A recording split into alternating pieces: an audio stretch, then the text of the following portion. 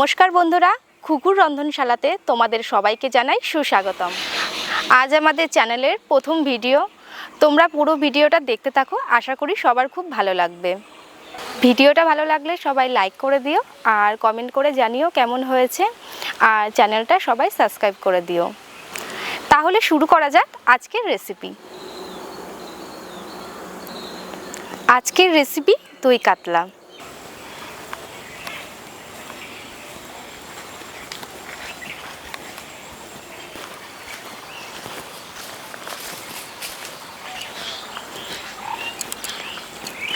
এটা হলো আমাদের খুকুর রন্ধনশালা।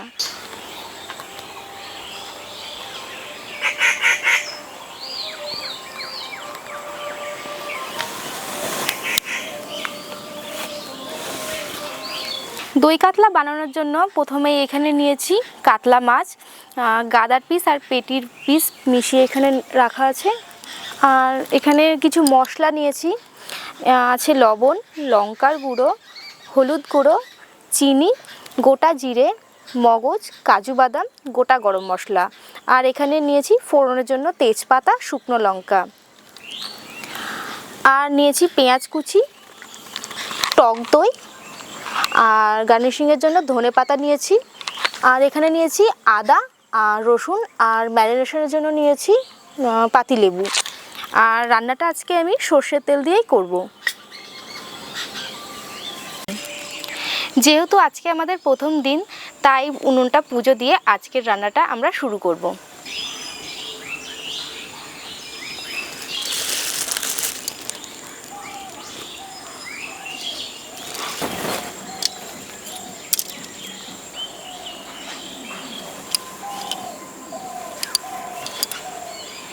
মাছটা ভালো করে ধুয়ে জল ঝরিয়ে নিয়েছি। এবার মাছটা ম্যারিনেশন করে নেব। ম্যারিনেশনের জন্য লাগছে হলুদ গুঁড়ো,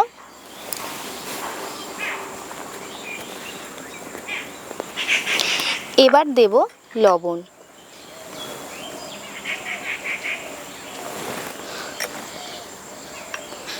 দেব সামান্য লঙ্কার গুঁড়ো,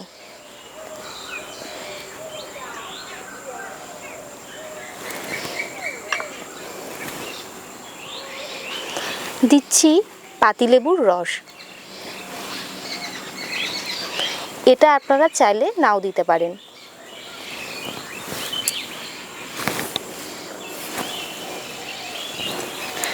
আর দেব সামান্য কাঁচা সর্ষের তেল।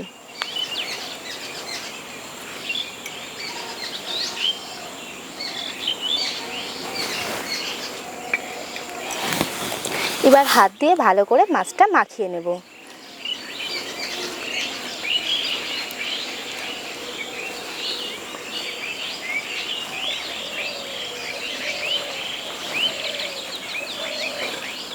মাছটা ভালো করে মাখানো হয়ে গেছে।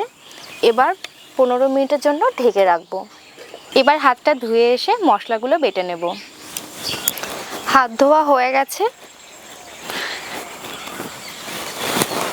এবার ম্যারিনেশন করা মাছটা সরিয়ে রাখি, আমার বাটতে সুবিধা হবে। প্রথমেই মগজটা জলে ভিজিয়ে নেব।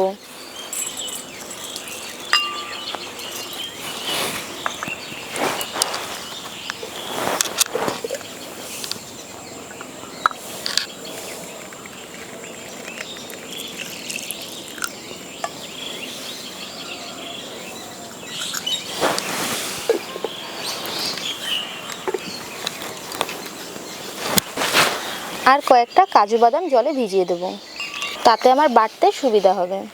প্রথমে বেটে নেব আদা আর রসুন। শিলটা আমি ভালো করে জল দিয়ে ধুয়ে নিয়েছিলাম। এবার আদা আর রসুনটা একসঙ্গে বেটে নেব। এখানে দিয়েছি 1 ইঞ্চি মতো আদা আর 10-12 কোয়া রসুন। বাটিতে একটু জল নিয়ে নিচ্ছি।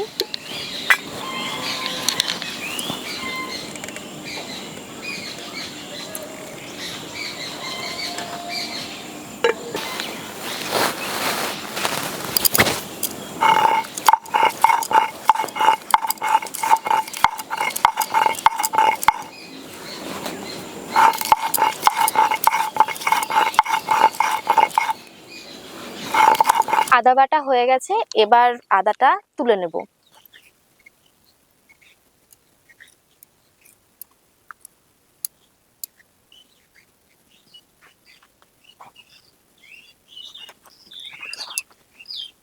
এবার কাজু বাদাম আর মগজটা একসঙ্গে বেটে নেব।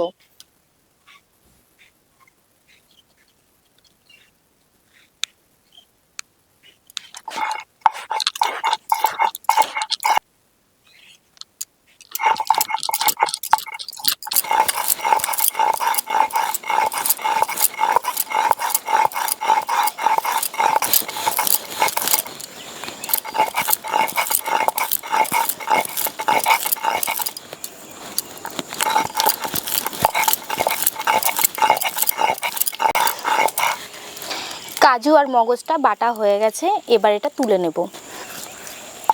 জলটা এই বাটির মধ্যে ঢেলে নিচ্ছি। এবার এই বাটির মধ্যে মগজ আর কাজু বাটাটা তুলে নেব। এবার কিছুটা পেঁয়াজ আমি বেটে নেব।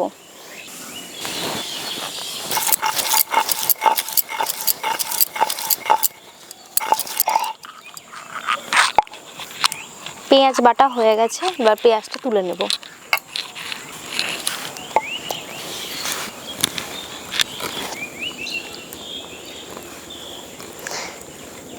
পেঁয়াজটা খুব মিহি করে বাটি নিই।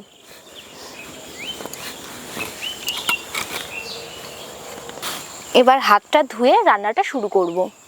শিলটা ধোয়া হয়ে গেছে, এবার শিলটা সরিয়ে রেখে দেব। আমার রান্নার জায়গাটা একটু ফাঁকা করে নেব।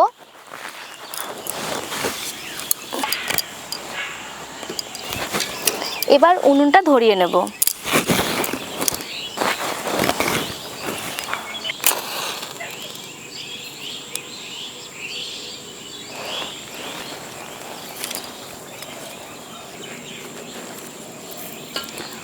উনুনটা ভালোভাবে ধরে গেছে, এবার কড়াইটা বসিয়ে দেব। কড়াই গরম হয়ে গেছে, এবার কড়াইয়ের মধ্যে দিয়ে দেব সর্ষের তেল।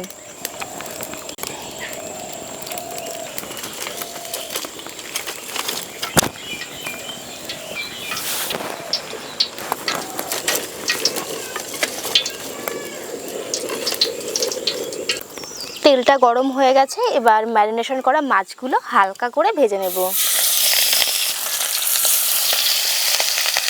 প্রথমে জালটা খুব বেশি হয়ে গেছে, তাই কড়াইটা একটু পুড়ে গেছে।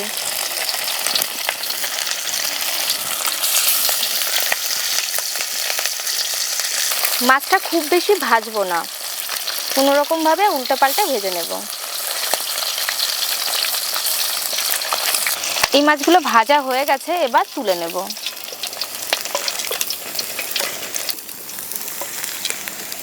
এবার পেটির পিসগুলো ভেজে নেব।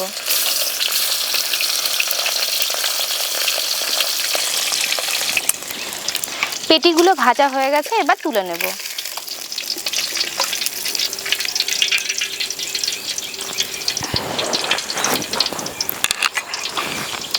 এই তেলের মধ্যে আরও একটু তেল দিয়ে দেব।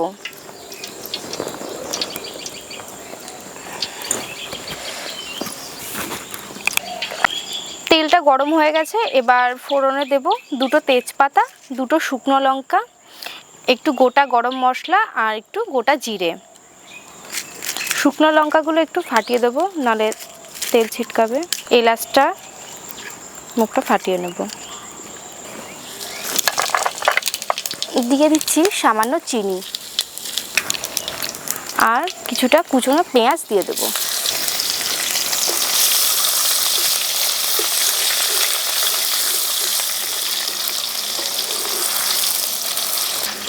পেঁয়াজটা একটু ভালো করে ভেজে নেব।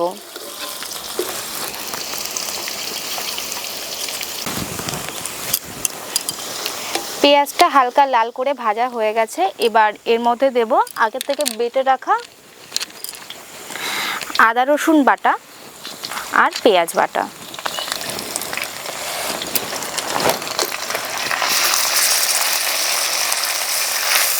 আদা রসুন আর পেঁয়াজের কাঁচা গন্ধটা চলে গেছে, এবার এর মধ্যে দিয়ে দেব আগের থেকে বেটে রাখা মগজ আর কাজু বাদাম। এটা একটুখানি জলের মধ্যে ভালো করে গুলে মিশে তারপরে দিয়ে দেব। এবার দেব স্বাদ মতো লবণ। লবণ দিয়ে ভালো করে নেড়ে চেড়ে নেব।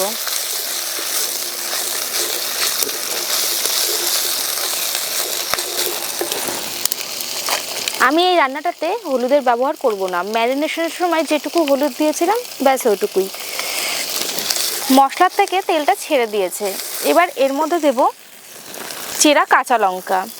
লঙ্কাটা আমাদের গাছের লঙ্কা, লঙ্কাটা এবার দিয়ে দেবো এর মধ্যে।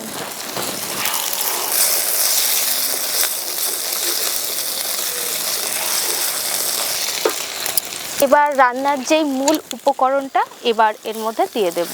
রান্নার থেকে খুব ভালো একটা গন্ধ বেরোচ্ছে। এবার যেই মূল উপকরণ সেটা এবার দিয়ে দেব। দইটা ভালো করে ফেটিয়ে নেব। এই দইটা কালকে রাতে বাড়িতে পেতে রেখেছিলাম, সেই দইটাই এবার এর মধ্যে দিয়ে দেব।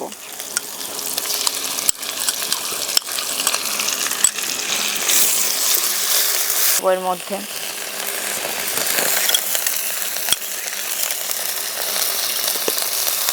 দইটা দেওয়ার পর খুব ভালো করে নাড়তে হবে।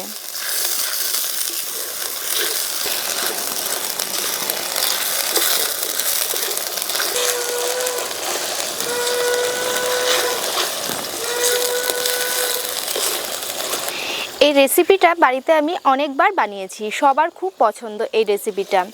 তোমরাও বাড়িতে একবার বানিয়ে দেখো আর আমাকে অবশ্যই কমেন্ট করে জানাবে যে কেমন হয়েছে এই রেসিপিটা।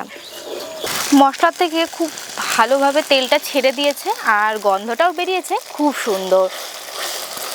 এবার আমি এর মধ্যে পরিমাণ মতো জল দিয়ে দেব।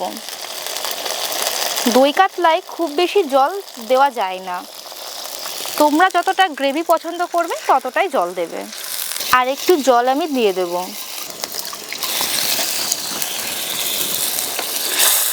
ভালো করে নেড়ে দেব আর ঢাকা দিয়ে দেব। এবার ঢাকনাটা খুলে দেখে নেব। ঝোলটা খুব ভালোভাবে ফুটে গেছে।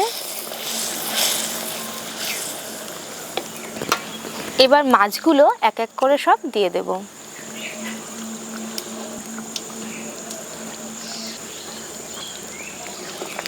মাছগুলো ঝোলের মধ্যে ভালোভাবে ডুবিয়ে দেব।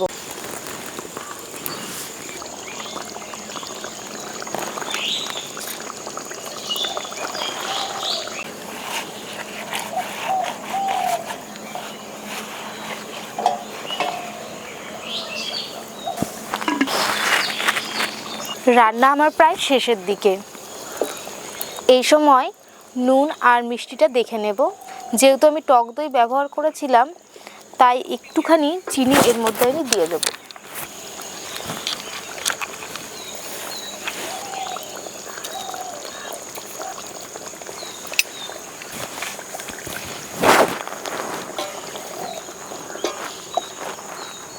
রান্না একদম আমার শেষের দিকে। এবার সব শেষে নামানোর আগে এর মধ্যে আমি সামান্য একটু কাঁচা সর্ষের তেল দিয়ে দেব, তাতে এর স্বাদটা আরও ভালো হবে। এবার মাছগুলো আস্তে আস্তে একটা একটা করে নামিয়ে নেব। যেহেতু মাছটা খুব হালকা করে ভেজেছিলাম তাই মাছটা খুব নরম রয়েছে। আস্তে আস্তে একটা একটা করে মাছ এর মধ্যে নামিয়ে নেব। ঝোলটা এবার একটু খুব সাবধানে নামিয়ে নেব। তেজপাতাগুলো আমি ফেলে দিচ্ছি। সব শেষে এবার ধনেপাতা দিয়ে একটু গার্নিশিং করে দেব। তাহলে কেমন লাগলো আজকের রেসিপিটা? সবাই অবশ্যই বাড়িতে একবার ট্রাই করে দেখো, আর যদি ভালো লাগে লাইক করো আর কমেন্ট করে জানিও। রান্নাবান্না হয়ে গেছে, এবার খাওয়া দাওয়ার পালা। একটা বড় সাইজের গাদার পিস নিয়ে নিয়েছি। এবার খেয়ে দেখি কেমন হয়েছে।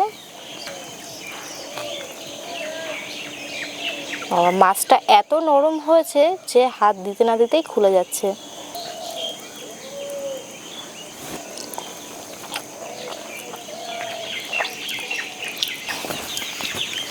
একবার বাড়িতে বানিয়ে দেখো, অবশ্যই সবার ভালো লাগবে। আজকে এই পর্যন্তই। আবারও দেখা হবে নতুন কোনো রেসিপি নিয়ে পরের ভিডিওতে। ততক্ষণে সবাই ভালো থেকো। টাটা।